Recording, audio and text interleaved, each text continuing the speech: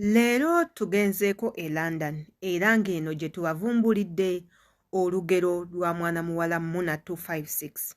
Mwenna mubadde ng'awo nga mwegomba Muna 256, omwana ali London, omwana yakikuba, omwana alina ssente, omwana alina emirimu, omwana yeevuga, omwana azimbye ennyumba nga temumanyi kiri mabega we.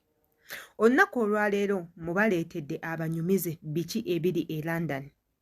Oyinza okwesanga nti ebiri e London biyinza okuba nga tebyawukana na biri ggwe gy'oli, wabula nga mannya ge gaawukana. Yenze Sheila Adita, subscribinga ku YouTube channel yange, kwata ku notification bell nga buli video yonna yonna gye ntekayo ekutuukako bulungi nnyo. Ate era obutambi bunene mu buwa amatu musobole okuba nga mubuyigamu. Gy'oko mu buyitako obuyisi tomanya kikigenda mu maaso, wabula olituuka eyo ebintu ebyo ng'obyetaaga bye twayogerako ate obinoonye bikubule.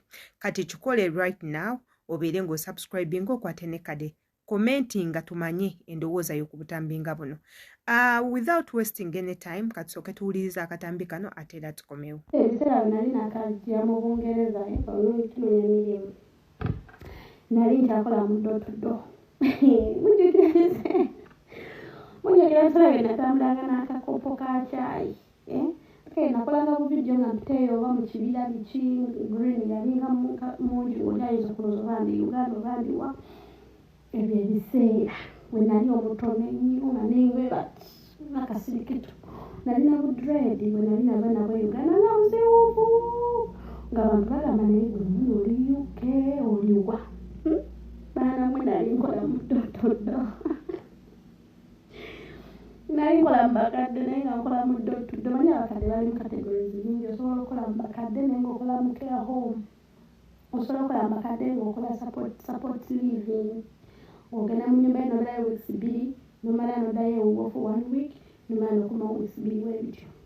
Kati waliwo door-to-door. Kati door-to-door yasinga omumenya. Kati door-to-door wasinga okumenyera nga tovuga.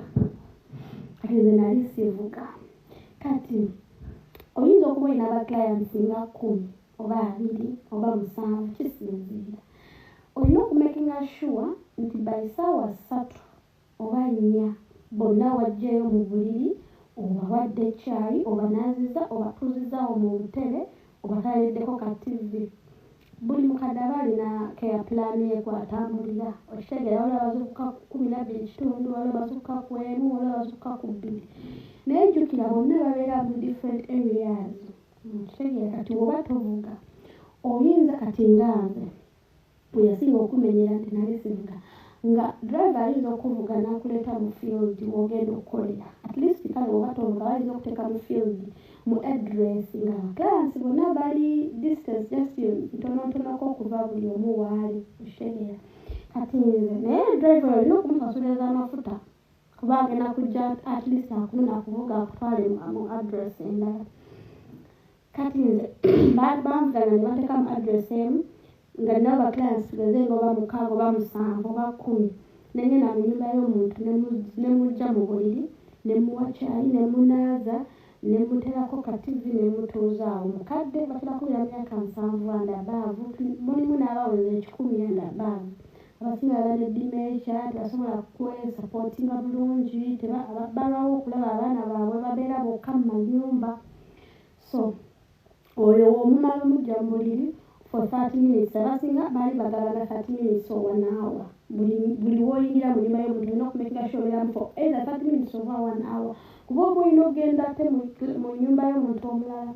Kati ng'omala okumujja mu buliri n'ogenda ate mu nnyumba y'omuntu omulala. Kati nnyumba y'omuntu omulala wayinza okuba waliwo like 10 minutes walk.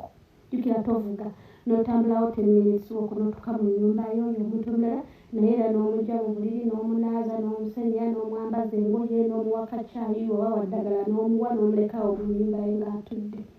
Kati n'ovaawo oyinza okuba nga ennyumba endala eddako ya like eri far away from this one for like 15 minutes walk.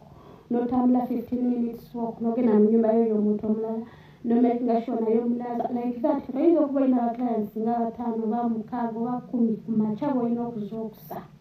Kati jjukira zino eddakiika ng'otambula tebazibala era tebazikusasula. Bakusasula only when you enter someone's house. Okitegeera kati n'ofuna w'otuula n'olinda lunch. olina okumakinga sure nti abakadde bonna bali ssaawa nga 3 obamazeeyo kati nalina akakopo kange akacaayi kati nagenda mu nyumba ya client bwe mala okumunaza ne muteeka mu ntebe n'emwa byonna bye yeetaaga ntabula akacaayi kange kati nengenda nga nywa akacaayi nga akakopo ke nalinga nako mala bwe nakogga banaye nawulira nga obulamu bunnuma kubanga nazuuka nga ssaawa 11 nga driver aba alina okuba nga atuuse ku miryango alina okujja nga amaliriza agenda okunyuna antwale mu field so nazuuka nga ssaawa 10 kitundu neneetegeka buli ssaawa 12 nina okuba nga ntuuse mu field kati time for lunch koza abakadde abazungu batera kulya lunch ssaawa 6 kati ofuna awotuula omaze baklayinti so ssaawa nga nnyo bamaze ofuna awotuula kati tukireza essaawa z'omala nga otudde kampani ezisinga tebasasula full day basasula parawa gy'oba oli mu nnyumba y'omuntu bakusasula ng'oyingidde emirimu kitegeeza the more clients the more hours the more money kati ng'olina okusooka n'ofuna awotuula kajuka tolina mmotoka n'osooka n'otulako mu kati yene emboozi ya mwana muwala Muna 256 ekyesanyusiza ku mboozi y'ono omwana nti takwese ayogedde amazima era n'ababuulira mumanyi mwenna ababadde nga beebuuza kikyakola sente azijja wa embeera ali mu mbeera ki abamu ne tutuuka n'okugamba sente z'alina azijja mu bisiyaga ABCD kumbe kamami kakeera ku mulimu kanyabo kakeera kukola omwana abagambye ye omulimu gwe yasookamu yali akola do ng'ayinza okuba n'abakadde nga 10 tayina mmotoka bonna ayina obbakolera buli omu kyaba amusabye era mpulira bagamba nti ensi z'abo abazungu bw'oba oli munafu nga weegayaaza ogenda kufa bwavu olina okuba nga oli mugezi ekimala olina okuba nga oli mwangu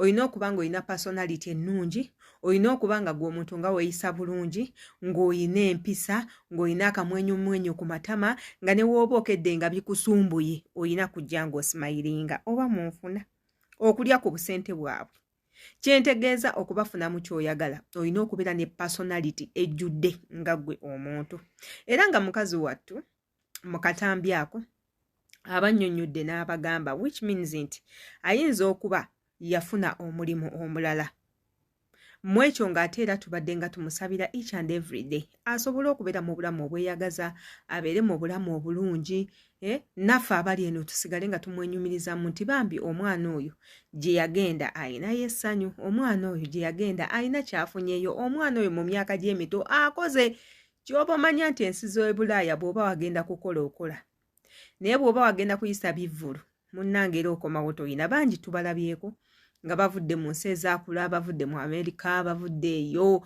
bakomyewo nga tebalina yadde akajiiko k'ettaka bakomyewo nga tebalina ne we batandikira bakomyewo nga tebalina yadde ekintu abalala ne bakomawo sente ne bazoonoona ne badda mu kugula amamotoka mu kifo ky'okuzimba ennyumba z'abapangisa ne badda mu kusula mu apaatimenti mu kifo ky'okuzimba ezaabwe n'okugula amapoloti so munnange ebintu by'ebulaaya buli omu emboozi aginyumya lulwe era w'otandika okugyayo bankuba kyeyo buli omu akubulira story ogenda okwekanga nga abasinga stories zezimu naye nga ebyawuka wa gye baali oba buli omu abadde nga wa nabudde naye ng'abasinga bonna engero ze banyumya ez'okunoonya ssente zibeera ze zimu tewali ssente nnyangu abali mu Buwarabu watuuka n'akunyumiriza ebintu byayitamu okaaba amaziga bw'ogenda kwabo abali mu Amerika nabo bakunyumiza bikaabya amaziga